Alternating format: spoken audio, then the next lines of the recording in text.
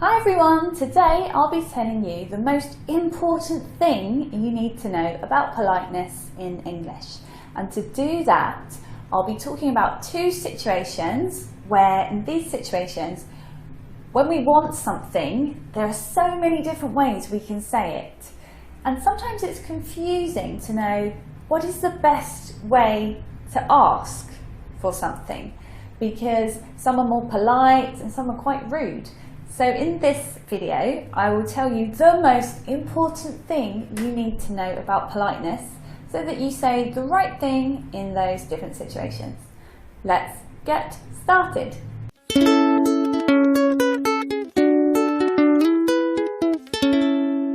The first situation we're going to look at is in a restaurant. What is the right thing to say in a restaurant? Because you don't want to be rude, but equally, you don't want to be too polite, and I'll talk a little bit more about that later. But first, we need some examples. So let's see if Bear has the examples ready. Bear, are you ready?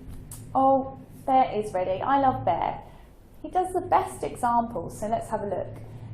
Give me a salad. Give me a salad. How would that be if you said that in a restaurant? Do you think that would be polite? Or would that be rude? Give me a salad. Give me a salad is actually quite rude because there are no softening words in it. It's like an order. So I don't recommend you say, give me a salad. It won't be very nice. What about, I'll grab a shake? And I said that in my American accent because that's not a British English way of asking for something. To say, I'll grab.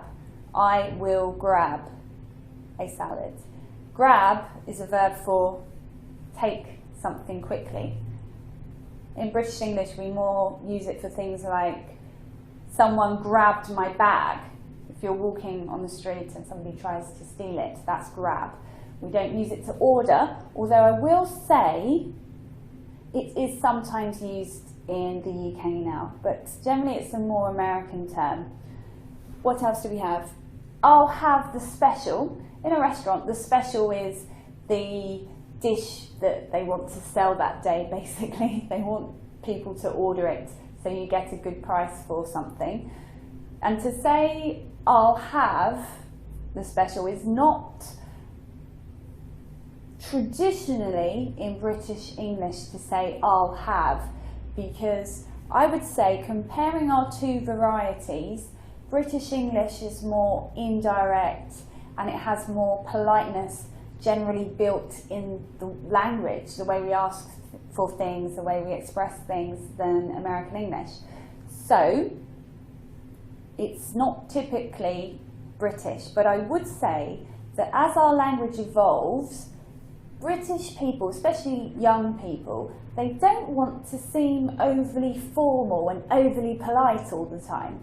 So it is acceptable to say, I'll have, because language is changing. What about this? Could I please? Could I please have the boiled egg, sir? Could I please? Could I please? What I want to say about that is if you're in a restaurant, it's definitely polite language to say, could I please?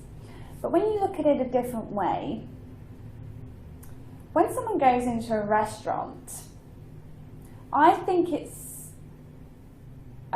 changing, that it's not so much now like a restaurant is a really formal place and you have to go in there and show that you're a really sophisticated, polite person by using all the right language.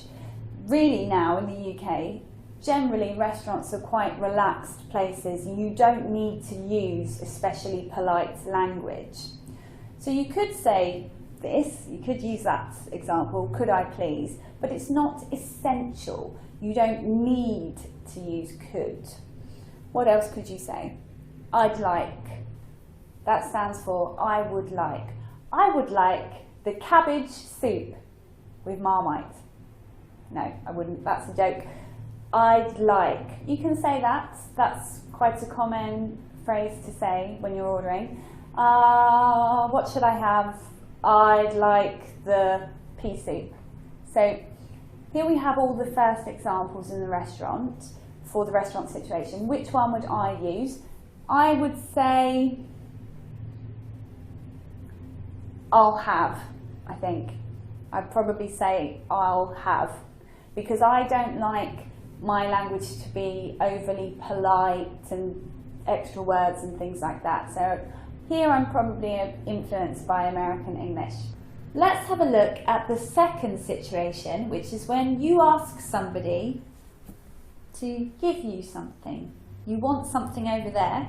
How do you ask for this? Politely or rudely in language? So let's have a look. Oh, I think Bear's getting a bit bored with this lesson, but let's carry on. Pass me that. Remember before, pass me that. Do this.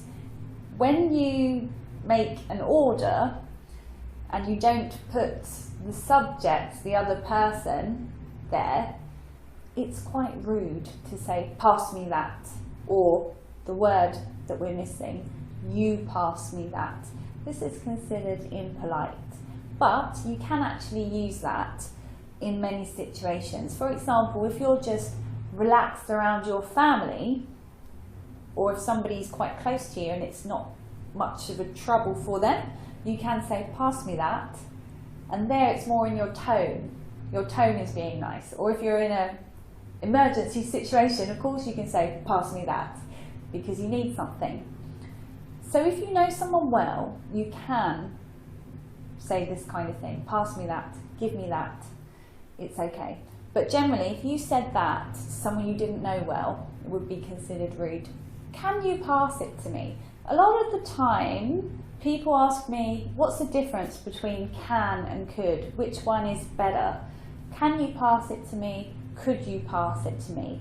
I would say there's not a great deal of difference, except could is considered a little bit more polite.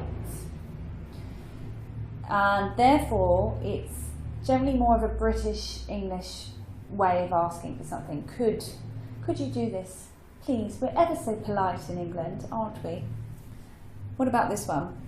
Would you mind? Would you mind passing it to me? Now we're starting to get indirect.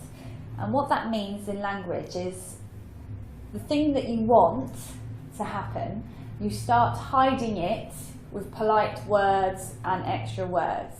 So when I say, would you mind passing the book to me, please?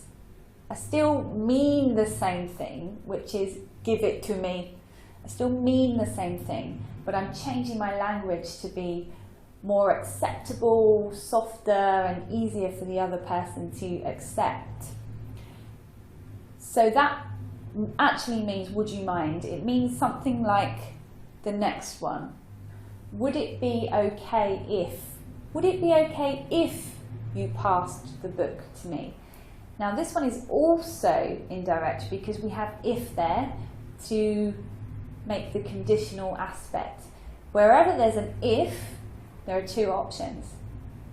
Yes, it's okay, or no, it's not okay. No, I'm not going to pass the book to you. So we're again being really polite with our language with that one.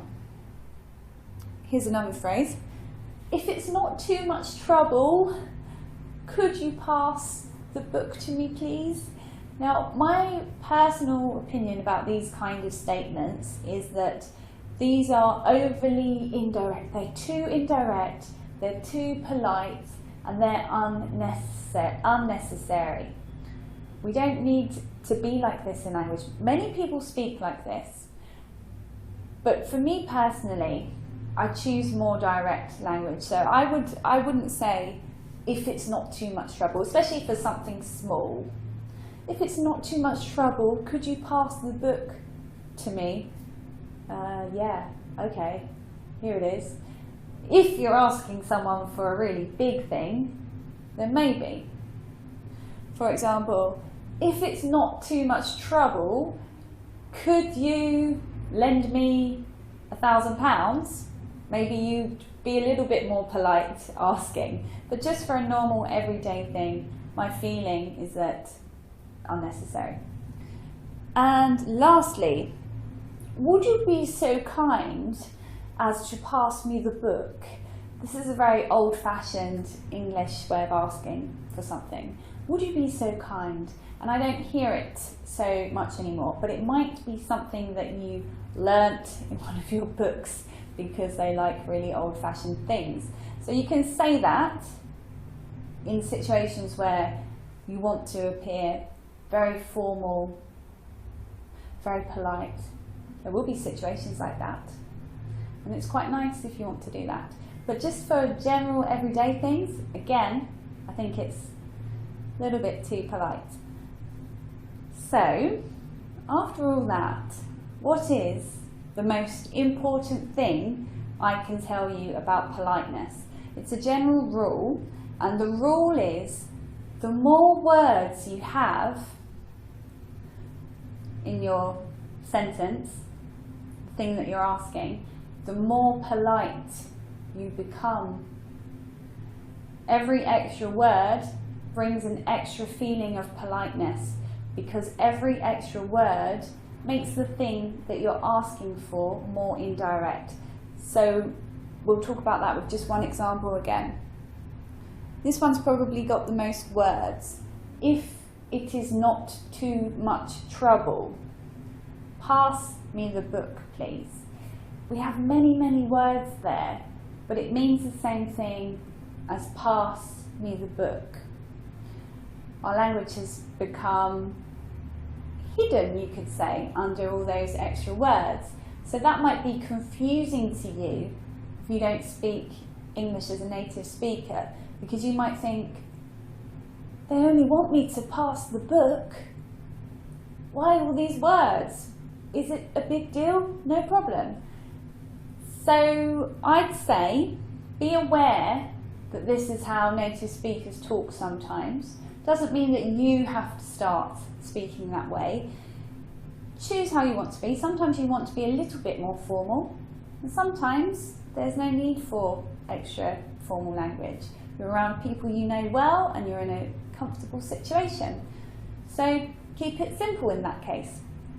Well, I want to thank you for joining me today for this lesson on politeness and telling you all the important stuff you need to know about politeness in English.